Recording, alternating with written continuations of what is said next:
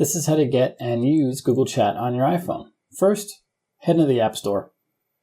Then tap on the search icon, magnifying glass in the bottom corner. Then tap on the search bar and type in Google Chat and hit search. There's often an ad at the top, which is this one right here. You can see it's an ad because it says ad right there. And if you scroll down a bit, you'll find Google Chat. Tap on Get, double click to install. It's going to need your Face ID. There we go.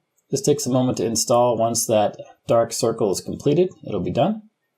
And it's done. Now we tap on Open, tap on Get Started, and then we just toggle these accounts on. These are accounts I'm currently signed in on this device.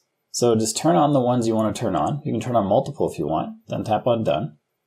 And it's going to load the chat for those accounts. And this is the same chat as in the sidebar of your Gmail account. And they're synchronized, which is pretty sweet. I've got my notifications turned off. If I want to turn them on, I can tap that link and turn them on. To create new chats, tap on this icon on the bottom right. You can create a space. Let's call it Work. This is going to be a collaboration. I'm going to click on Finished or tap on Finished and then tap on Create. And now we can tap on here to add members. So whoever you want to have included in this chat, you can add them here.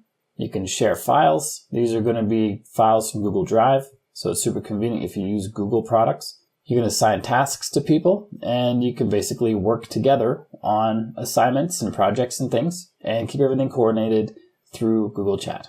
If you got value from this video, like and subscribe to let me know. Then click on this video right here, which shows you how to find malware and or viruses that are slowing down your phone and infecting it. This is a video you don't want to miss, so check it out and I'll see you there.